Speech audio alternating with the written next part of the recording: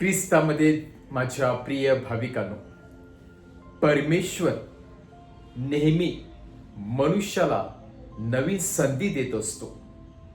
नवीन संधी विश्वासामध्ये दृढ होण्यासाठी, नवीन संधी त्या परमेश्वराला ओळखण्यासाठी, नवीन संधी परत आपल्या मार्गावरती येण्यासाठी. आणि म्हणूनच परमेश्वर क्षमा करण्यासाठी थकत नसतो, परमेश्वर प्रीती करण्यासाठी थकत नसतो, परमेश्वर सेवा करण्यासाठी थकत नसतो आणि परमेश्वर मनुष्याला त्याच्याकडे बोलवण्यासाठी थकत नसतो. तर कोण थकत असतो? आपण मात्र थकत असतो क्षमा करण्यासाठी, प्रीती करण्यासाठी, सेवा करण्यासाठी आणि परमेश्वराकडच्या जवळ येण्यासाठी. परंतु आज देऊळ माता या एका महान संताच्या उदाहरणाद्वारे परमेश्वर किती क्षमाशील आहे, परमेश्वर किती कृपाळू आहे, ममताळू आहे, याविषयी आपल्याला सांगत आहे. आज देऊळ माता संत थॉमस म्हणजेच इंडियाचा, भारताचा संत थॉमस या महान प्रेषिताचा सण साजरा करत आहे. ज्या प्रेषिताने प्रभू येशूच्या वचनावरती पूर्णपणे मनन चिंतन करून परमेश्वराच्या प्रीतीचा जवळ अनुभव घेऊन परमेश्वरासाठी आपलं घरदार सोडलं, देश सोडला आणि भारतासारख्या केरला या राज्यामध्ये येऊन प्रभू येशू ख्रिस्ताची सुवार्ता पसरवली.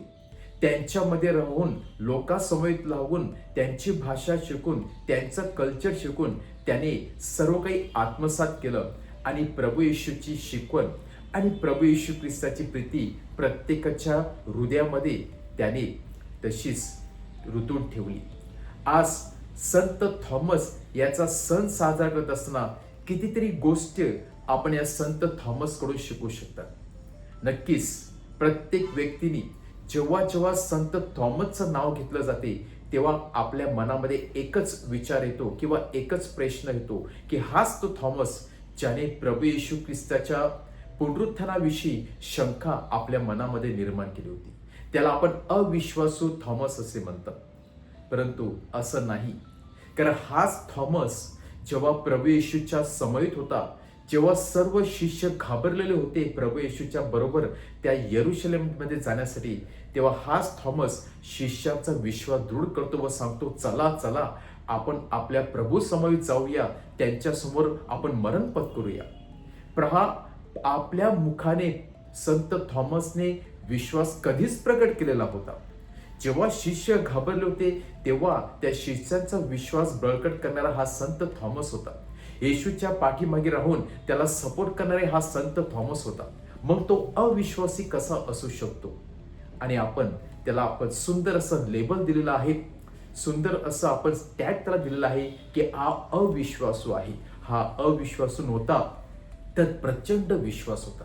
कारण त्याच्या या बोलण्यामध्ये त्याची प्रभू येशू ख्रिस्तावरती असलेली प्रीती आपल्याला दिसून येते की जोपर्यंत मी माझं बोट येशूच्या कुस्यामध्ये घालणार नाही, त्या घावामध्ये घालणार नाही, त्या घायामध्ये घालणार नाही, त्याला स्पर्श करणार नाही, त्याचा अनुभव घेणार नाही, तोपर्यंत मी विश्वास ठेवणारच नाही. येथे त्याचा अविश्वास नव्हता, तर येथे त्याची आपल्या गुरुविषयी आत्मीयता दिसून येते, आपल्या गुरुविषयी प्रीती दिसून येते, आपल्या गुरुविषयी त्याचं किती प्रेम होतं ते दिसून येते. परंतु त्याचबरोबर त्याच्या मनामध्ये कुठेतरी भीती होती की हा माझा गुरु इतका भयंकर मरणाने मरण पावलेला आहे, या यातना सहन करून मरण पावलेला आहे, याची त्याला भीती होती. आणि म्हणूनच त्याला पाहायचं होतं आपल्या डोळ्यांनी प्रभू येशू ख्रिस्त खरोखर उठलेला आहे का. जर संत थॉमसच्या जागेवरती आपण असलं असते तर आपण देखील आश्चर्याने तेच शब्द विचारले असते की मला प्रभूला भेटायचं आहे आणि जोपर्यंत मी भेटणार नाही तोपर्यंत मी विश्वास ठेवणार नाही. आणि प्रभू येशू ख्रिस्त केवळ आणि केवळ संत थॉमससाठी परत एकदा शिष्यांसमोर प्रगट होतो.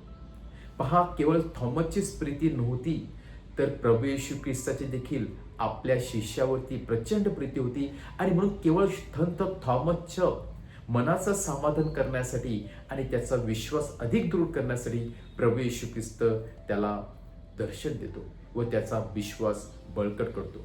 तेव्हा संत थॉमसच्या मुखातून सुंदर असे शब्द येतात, माय लॉर्ड माय गॉड, माझ्या देवा माझ्या प्रभू. म्हणजे त्याने आपलं सर्वस्व त्या परमेश्वराला अर्पण केलेलं होतं आणि परमेश्वर त्याच्या जीवनाचा एक अविभाज्य घटक बनलेला होता. संत थॉमस प्रमाणे आपला देखील अविश्वास आपण प्रगट करत असतो कधी कधी, पण याचा अर्थ नाही असा नाही की आपण परमेश्वरापासून दूर गेलेलो असतो. परमेश्वराची प्रीती कुठेतरी आपल्या प्रत्येकाच्या मनामध्ये असते. प्रत्येक व्यक्तीला वाटतं की आपण परमेश्वराची प्रीती करावं, परंतु काही ना काही गोष्टी आपल्याला त्या परमेश्वराच्या प्रीतीपासून दूर नेत असतात. कधी कधी आपला विश्वास डगमगत करत असतात.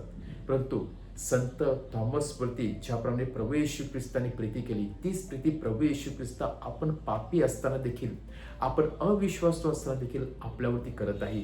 कारण परमेश्वर ठाऊक आहे की आपण सर्व कमकुवत आहोत, आपण सर्व मानव आहोत आणि कुठे कुठे आपण पडत असतो आणि या क्षणी परमेश्वर आपला परत एकदा उठवण्यासाठी तयार आहे.